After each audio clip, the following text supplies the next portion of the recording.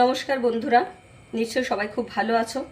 আর আমার আজকের রেসিপি কিন্তু চিংড়ি মাছ দিয়ে গাঠি কচুর তরকারি। তো এখানে দেখো 700 গ্রাম মতো গাঠি কচু আছে, এটাকে অনেকে কিন্তু কচুর মুখিও বলে। আর এখানে 300 গ্রাম মতো মিডিয়াম সাইজের চিংড়ি মাছ আছে। তো এই চিংড়ি মাছ দিয়ে গাঠি কচুর একটা রেসিপি আমি আজ বানাবো। প্রত্যেকটা স্টেপ কিন্তু তোমরা দেখো। তো চলো আমি রান্নাটা শুরু করি। বন্ধুরা, প্রথমেই গাঠি কচুগুলোকে আমি একটু সেদ্ধ করে নেব।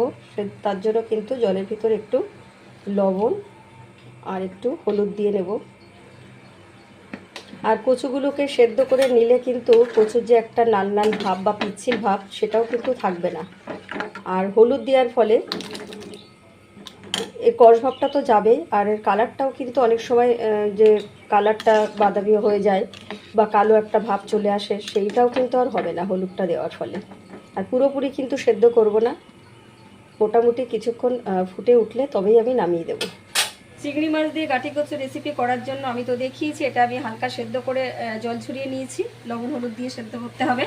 আর দুটো মিডিয়াম সাইজের আলু আমি ডুমো ডুমো করে কেটে নিয়েছি। আর এটা করার জন্য যে যে মশলা লাগবে, এখানে আছে গোটা জিরে, চিনি, ধনের গুঁড়ো, জিরের গুঁড়ো, লবণ, হলুদ, লঙ্কার গুঁড়ো। ফোড়ন হিসাবে লাগবে এখানে তেজপাতা, একটা শুকনো লঙ্কা আর কয়েকটা কাঁচা লঙ্কা। এখানে আছে পেঁয়াজ কুচি, টমেটো কুচি, লাগবে একটু টক দই, কাঁচা লঙ্কা এগুলো চিড়ে রেখেছি। আর এগুলো কিন্তু গোটা লঙ্কা, আর এটা আদা বাটা। আমি যে দইটা নিয়েছিলাম দইটাকে কিন্তু আমি ফাটিয়ে নেব ভালো করে। তো একটু দিয়ে দেবো লবণ, একটু ধনের গুঁড়ো, আর দিয়ে দেবো একটু জিরের গুঁড়ো, সামান্য হলুদ গুঁড়ো, লঙ্কার গুঁড়ো, আর সামান্য একটু আমি জল অ্যাড করব। এবারে কিন্তু ভালো করে সব মশলা দিয়ে আর দই দিয়ে আমি ফাটিয়ে নেব। আমি পুরো রান্নাটা সাদা তেলেই করব। প্রথমে আলুগুলোকে ভেজে নেব, তেলটা আমার গরমও হয়ে গেছে। আর ভাজার সময় একটু লবণ, একটু হলুদ দিয়ে নিতে হবে।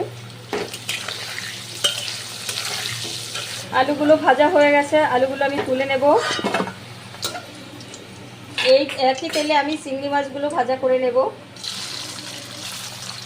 আর সবাই জানো নিশ্চয়ই, চিংড়ি মাছ কিন্তু বেশি ভাজা করা যাবে না, বেশি ভাজা করলে চিংড়ি মাছগুলো রাবারের মতো হয়ে যায়। আমার চিংড়ি মাছ ভাজা কিন্তু রেডি। সব চিংড়ি মাছগুলো আমি ভেজে তুলে নিয়েছি। আর কড়াইতে আমি একটু বেশি করেই তেল দিয়েছিলাম, দেখো দেখতেই পাচ্ছ। তো এই তেলে কিন্তু আমি রান্নাটা করে নেব। প্রথমে আমি একটু গোটা জিরে ফোড়ন দিয়ে দেব। তারপরে কিন্তু একটা শুকনো লঙ্কা আর একটা তেজপাতা ফোড়ন হিসাবে আমি দিয়েছি। আর এবারে কিন্তু পেঁয়াজ কুচিগুলো দিয়ে দিলাম।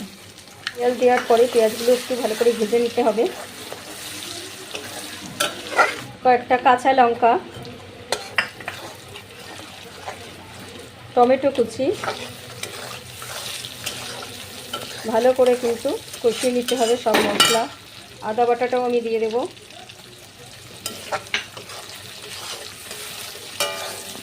আমি ভালো করে সব কিছু কষিয়ে নিয়েছি। এবার আমি দিয়ে দেবো ভেজে রাখা আলুগুলো।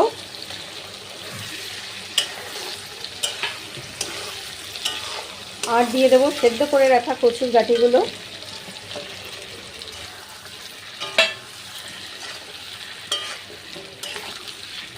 লবণ, কিছুটা লবণ দেব, একটু চিনি।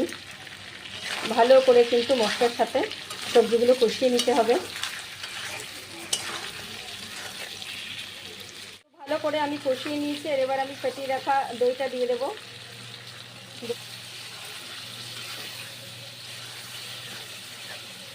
আর একটু কষিয়ে নিতে হবে। তো দেখো সব কিছু আমি ভালো করে কষিয়ে নিয়েছি। এবার আমি জল অ্যাড করব। যেহেতু আমি এটা একটু ঝোল ঝোল রাখবো, তো সেই কারণে একটু জল বেশি দিয়েছি। তোমরা তোমাদের পরিমাণ অনুযায়ী জল দেবে। আমি বেশ কিছুক্ষণ ঢেকে রেখেছিলাম, ঢাকনাটা আমি তুলবো। ফুটতেও শুরু করেছে। বেশ কিছুক্ষণ ফোটার পরেই কিন্তু চিংড়ি মাছটা দিয়ে দিতে হবে। এখন আমি চিংড়ি মাছটা দিয়ে দেবো।